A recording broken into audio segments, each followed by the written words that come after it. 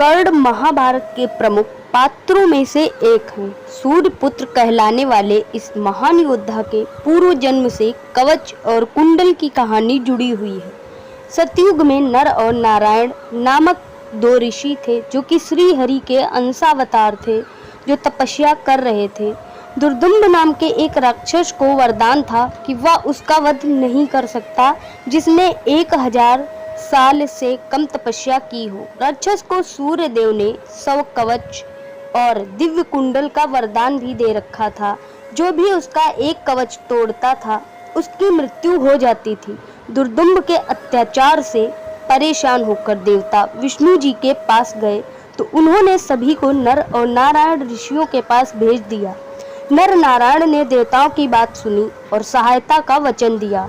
राक्षस ने युद्ध शुरू कर दिया। पहले नर ने युद्ध किया और नारायण तपस्या कर रहे थे। कई दिन तक युद्ध के बाद नर ने राक्षस का एक कवच तोड़ दिया और नर की मृत्यु हो गई।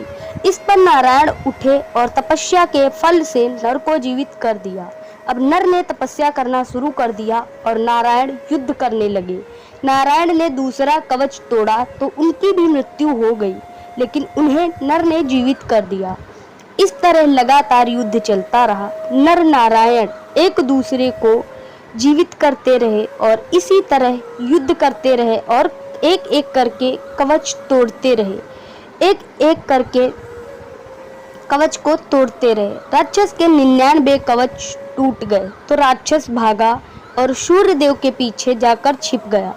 सूर्य देव ने नर नारायण से शरणागत की रक्षा की प्रार्थना की। तब नारायण ने कहा कि ठीक है, इसका फल आपको भी भुगतना होगा। अब यह राक्षस आपके तेज से द्वापर में जन्म लेगा और यही कवच और कुंडल तब भी इसके पास रहेंगे, लेकिन मृत्यु के समय काम नहीं आएंगे।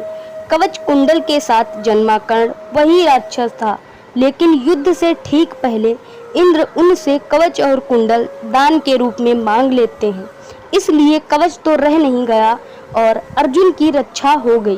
वरदान के अनुसार अगर अर्जुन कर्ण का कवच तोड़ देते तो उनकी भी मृत्यु हो जाती।